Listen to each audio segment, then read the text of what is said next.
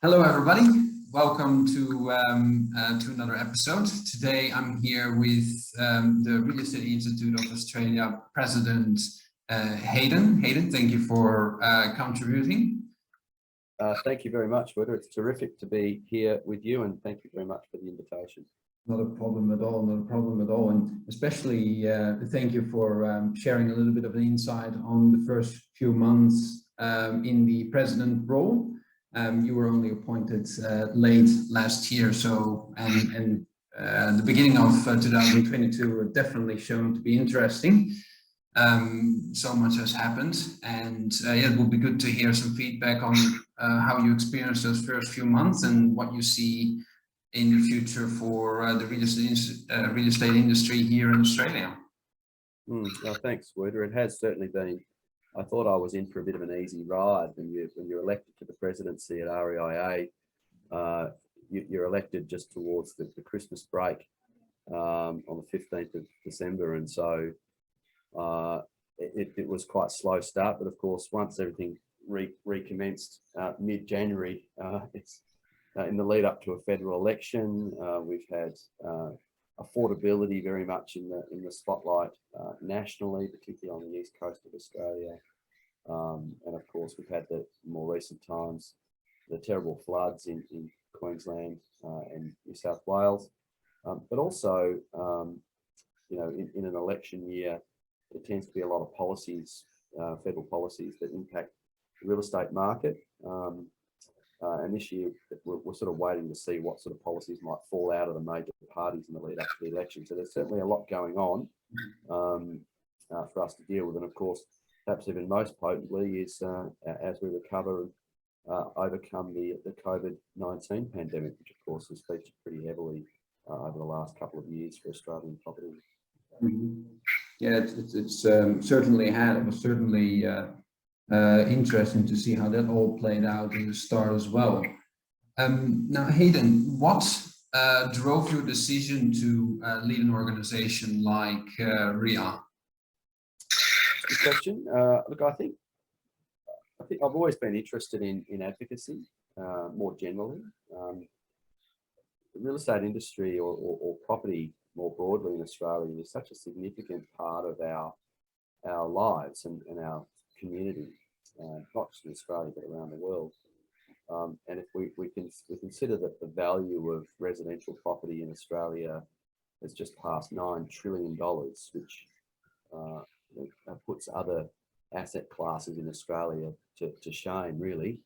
If you combine the whole value of the ASX, the superannuation pool, and commercial real estate values in Australia, together those only make up less than half of the $9 trillion value of the residential pool. So, the great Australian dream of home ownership leads this nation in terms of how individuals and families conduct themselves within the community, how they spend their money, etc. So it is a very important asset class, and being able to try and influence government policy around property is something that is a great honour and something that I take very seriously. And it certainly is a great challenge to make sure that we allow as many people as possible, as many Australians as possible, to have good, affordable shelter, but also use property as a way of securing their future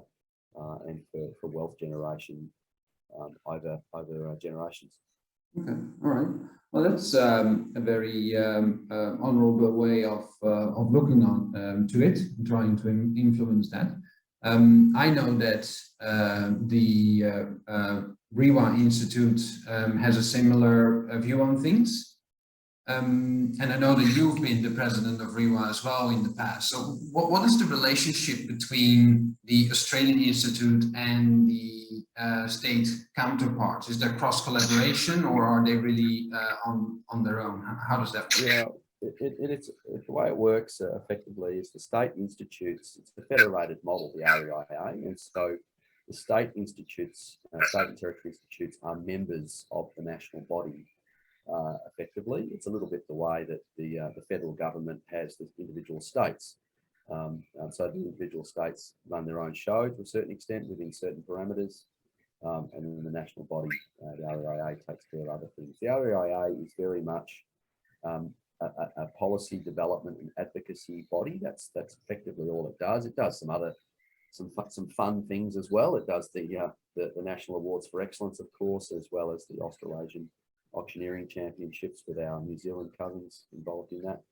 But effectively, that's what its main role is. Whereas a lot of the state institutes, including REIA, also have some commerciality about them. You know, we offer, obviously, we provide documents and forms and a website and lots of other services that the individual state members use. And whereas the national body doesn't really have that sort of commercial focus. It's a much smaller organisation than the State Institute as well. So REIA was a bit of a different beast. It's a much bigger business than the REIA is, in fact, because of REIA's very narrow focus. Yep. Okay, I understand. All right. Yeah, it's very interesting. Thank you for putting that into perspective for us. Now, to go a bit more and look forward, what is your predictions at the moment? And I know that that's a challenging question to ask, especially over the last couple of years, but where do you think the real estate industry in Australia will go in the near and long-term future? And what do you believe the role for commercial industrial real estate is within that scope as well? Well, it's you know, a really broad question, and it's a great one. I think real estate, the industrial commercial sector of our industry, the big end of town is pretty well represented by the Property Council of Australia, both at the state and federal level. But you know, a lot of real estate practitioners run high street type organisations that are small businesses, family businesses that are doing a terrific job in managing smaller commercial and industrial assets around this country. And I think they are severely underrepresented by not only their state institutes, but also the National Institute of Australia and also the Property Council of Australia. They, as I say, their main focus is the bigger end of town. And so I think there is a gap there that I think, you know, certainly during my time as REIA President, is that I do hope to expand our offering at a national level that will filter down into the state institute level of providing better services to the industrial and commercial, the smaller industrial and commercial sector of our industry. It's a very important industry, and I think probably a growing one. Residential tenancy laws are getting more and more onerous around this country. In Canberra, we have rent controls, for example. We have state governments and territory governments bringing in tenancy laws and other taxation settings in those states that are they're not investor friendly. They're actually disincentivizing mum and dad type investors from investing in residential real estate. And whilst, of course, the outcome of that is that we see higher rents and making it more and more difficult for tenants.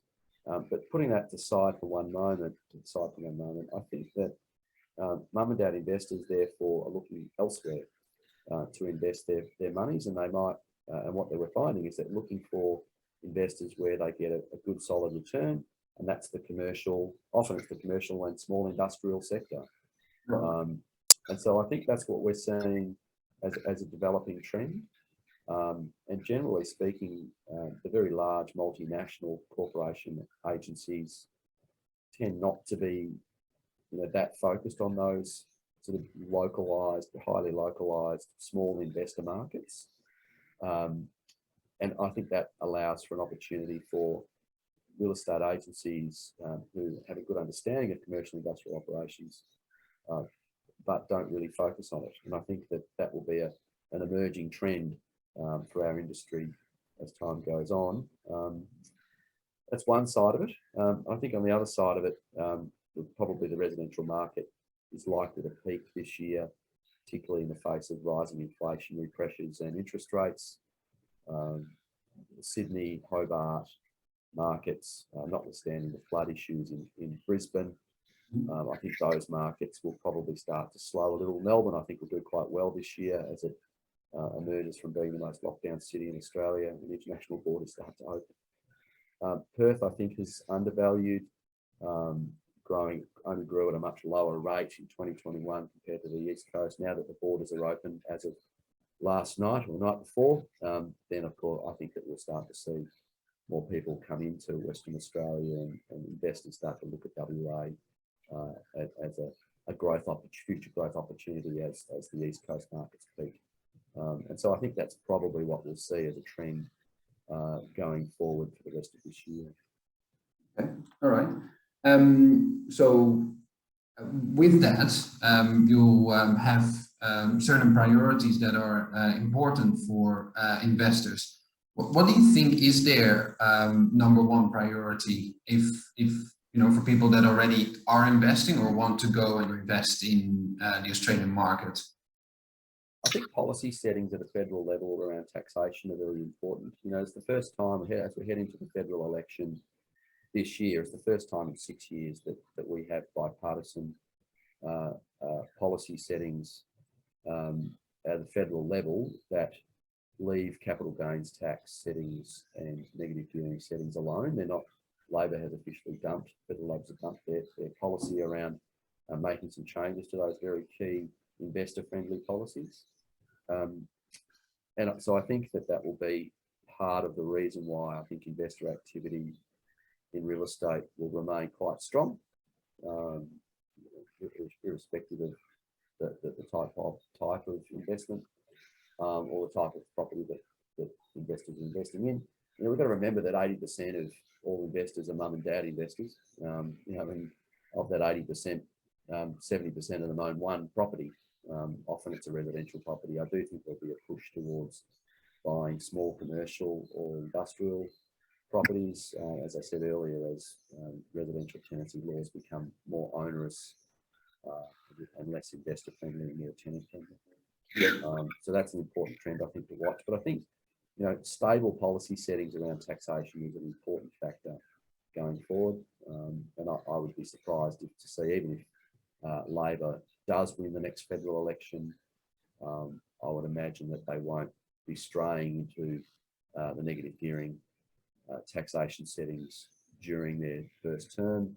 Should they be successful in being elected, they'll be focusing, I'd imagine, on greater affordability, which will be, you know, through future funds and that sort of thing to ensure that people who are on the fringes can get into property. Okay, all right. And that then goes back into your plans for the Real Estate Institute of Australia.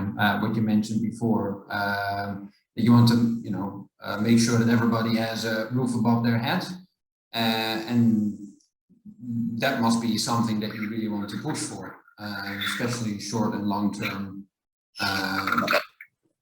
Yes, most certainly. You know, we are focused on making sure that everybody wins in real estate. It's not just the people that they have, it's also the people that have nots who struggle to make ends meet in the rental sector or in the ownership sector. And that will be a challenge as interest rates start to rise. I mean, in New South Wales, where you've got severe affordability constraint, where on average 44% of people's incomes are going to service their mortgages, it doesn't take much to see interest rate rises impact pretty significantly those markets.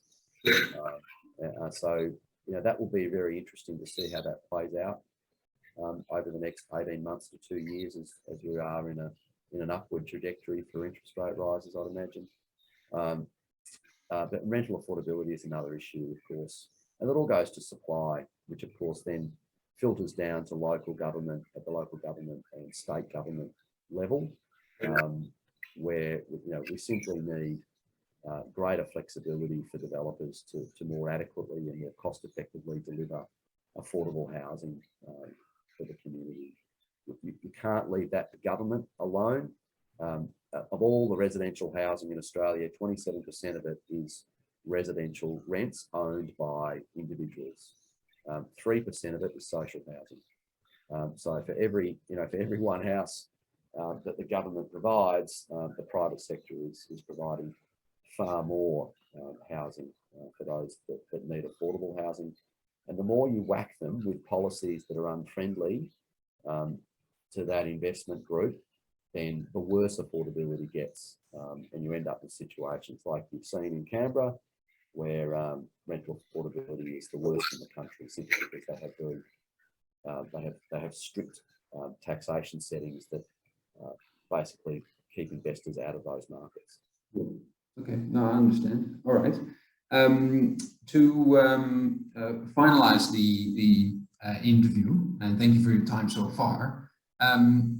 Last message that you have for professionals and individuals that work with or in the real estate industry in Australia. What would you like to tell them? What's your message? I'd like to thank them most sincerely. For the last 2 years, particularly, they have been the heroes, the unsung heroes of our community in many, many ways. I think about rents that they were unable, commercial investors who are owning a strip shop in a community that had to forego significant amounts of rent during COVID while their retail tenants were unable to operate, particularly in Melbourne and surrounds Victoria. And they did it without complaint. They did their bit.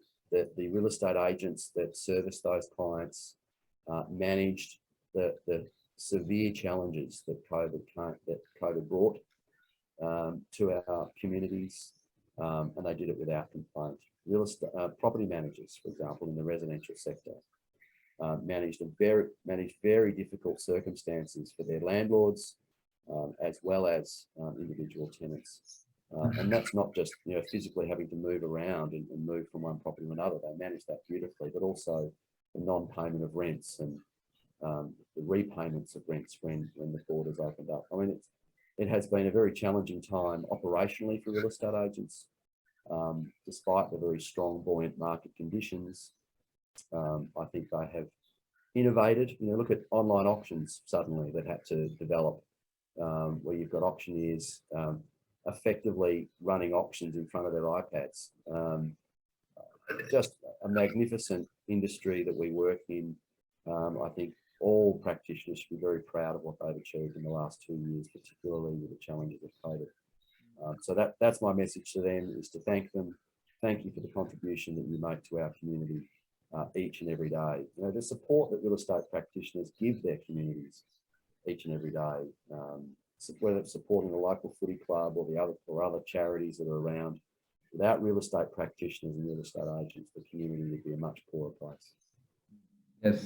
No, well, thank you. I agree with that. I was there when everything happened in February or March, and all of a sudden, you cannot tick your colleague on the shoulder and say, how do you used to do this? Because no one had this experience. It was new for everybody. We all had to go to the drawing board and brainstorm and discuss and see and do a step back. And then eventually, as things progressed and we started to learn, I think that as an industry as a whole, we all stepped up to the challenge.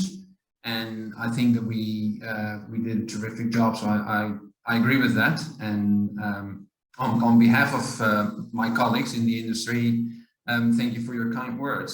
Support means a lot to us, I'm sure. Thank you, Werder, and thank you very much for the opportunity to speak today with you. And it's been my pleasure, and I'll be very happy to participate in the future. All right. Well, thanks again. And if anybody has further questions for Hayden, feel free to reach out. I'm always happy to facilitate an introduction. And Hayden, thank you. Have a good day. Thank you very much, Werder. Cheerio. Bye-bye.